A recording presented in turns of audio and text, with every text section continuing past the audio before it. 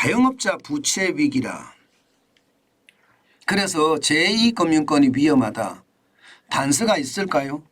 저는 단서가 항상 있습니다. 이거 한번 보시죠. 자영업자 부채 중에 비은행권 대출 비중 말입니다. 39.3%입니다. 와우, 엄청나죠? 엄청납니다. 이게 점점 더 늘어나는 그런 추세예요. 예, 자영업자 부채가 여러분도 알다시피 1019조 한 8천억 정도 되나요? 6천억인가요? 예, 그중에 39.3%가 제2금융권이라는 이야기예요. 제2금융권. 문제는 여러분 이게 계속 키워왔습니다. 2020년만 하더라도 33.5%였는데 2021년에는 35.5%까지 늘다가 2022년에는 39.3%까지 늘었습니다. 굉장히 빠른 속도로 늘죠. 그래서 이게 저는 충격이 될 수도 있다고 생각을 합니다. 실질적으로 구체적으로 보면 말입니다. 여러분 이 금융업권별로 자영업자 대출이 얼마나 늘었는지 보는 지표인데요. 보시는 것처럼 제1금융권 같은 경우 은행은요 5.5% 늘어난 데 그쳤어요. 양은 많죠. 618조 5천억 원이나 되니까요. 그러나 여러분 이거 한번 보세요. 상호금융 여기는 28.6%가 늘어났습니다. 304조 9천억 원입니다. 이 상호금융이라는 게 결국 말입니다. 단위농협이나 새마을금고 이런 데를 말하잖아요. 예, 참 엄청나다고 생각을 합니다. 게다가 상호저축 보세요. 이 저축은행 말하는 거거든요. 20.7%가 늘어나서 28조예요. 자영업자 대출이. 예, 카드사 여신전문금융기관이 캐피탈이나 카드사인데요. 여기는 9.7% 늘어나서 26조고요. 보험사는 15.4%가 늘어나서 15조고요. 대부업이나 기타에서도 마찬가지입니다. 20.9%가 늘어나서 27조 2천억 원입니다. 이게 전년 대비해서 늘어나는 폭이거든요. 굉장하죠. 이것을 보면 말입니다. 우리가 제2금융권에서 굉장히 빠르게 많이 늘어났다는 것도 보게 됩니다. 상호금융이 28%죠. 상호저축은 20.7%죠.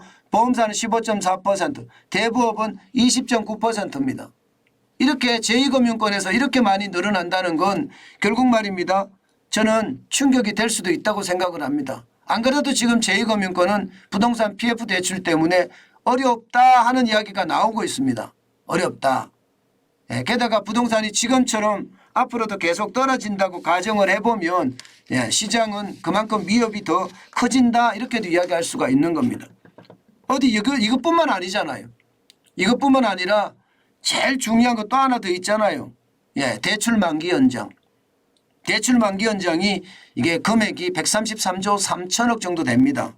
57만 명이 빌렸는데 이것도 지금 5차례 연기를 해온 상태잖아요. 이게 만약에 터지면 진짜 정신없다고 생각이 듭니다. 대출 만기 연장이 여기 포함이 안 돼 있습니다. 제대로 포함이 안 돼 있고 지금 제대로 파악조차도 안 돼 있습니다. 실제 말입니다. 연체율을 보면 생각보다가 낮아요. 2022년 2분기에 0.16%였고요. 3분기에 0.19%, 4분기에 0.26%예요. 뭐 얼마 안 되기 때문에 뭐가 걱정이야 이렇게 이야기하지만요.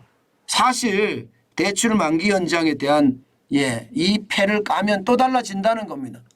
이게 여러분 현재까지 예상하기로는요.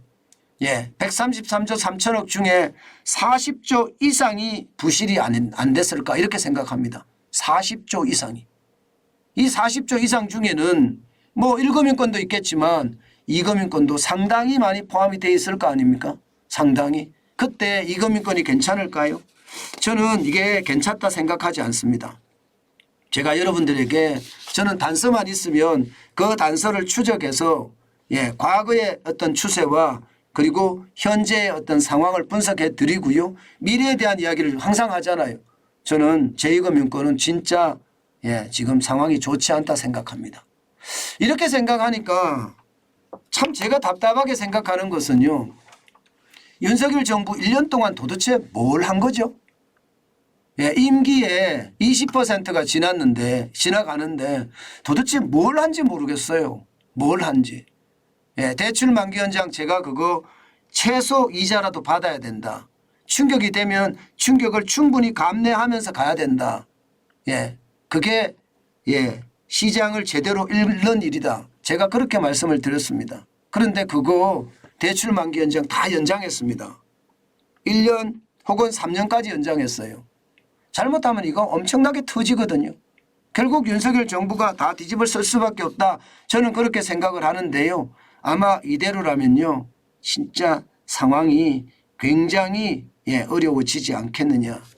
제가 그래서 여러분들에게 계속 이야기할 때 제2금융권에는 많은 돈을 한 곳에 집중해서 넣어놓지 마십시오 하고 말씀을 드립니다.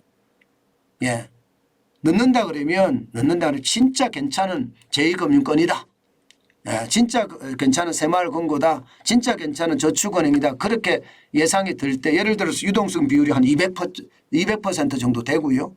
예, 부실채권 비율은 3% 정도로 낮고요. 예, 그리고 BIS 비율도 뭐 이게 8%가 아니라 한 15% 정도 되고요. 이렇다면 뭐 내 재산에 그것도 다는 안 돼요. 절대로. 일부분은 넣어 놓을 수 있지만 예, 웬만하면요. 예금자 보호 한도 금액인 4,700만 원. 5천만 원이 원래 금액이지만 이자까지 감안을 해야 되니까 이자도 받아야 될 거 아니에요. 그럼 4,700만 원 정도 이렇게 분산 예치하는 거 저는 반드시 필요하다 생각합니다. 여러분 제2금융권이 위험하다 이런 이야기가 자꾸 이렇게 나온다는 것 자체가 말입니다. 기사가 이렇게 계속 뜬다는 자체가 제가 이 내용을 가지고 계속 여러분들에게 분석하는 게 횟수가 잦아진다는 자체가 그만큼 위기로 자꾸 치닫고 있다 이렇게 생각하시면 됩니다. 예, 위기가 안 되면 이런 게 기사화 되지도 않을 뿐만 아니라 치닫아지지도 않습니다. 제가 일부러 지금 만들어내는 게 아니거든요. 이게 기사를 쓴 것 혹은 경제기관들에서 보도자료가 나온 것 그것을 토대로 제가 항상 말씀을 드리기 때문에 이것은 벌써 이슈가 되고 있는 상황이고요. 아마 오늘은 이렇지만 내일은 더 많이 기사화가 될 수도 있습니다. 그렇기 때문에 여러분 항상 조심하는 거 잊지 마시고요. 아셨죠? 예, 저는 제2금융권에 대한 불안감 뭐라고 하더라도 크다고 생각합니다. 예, 때문에 조심하시고 또 조심하시는 거 잊지 마시고요.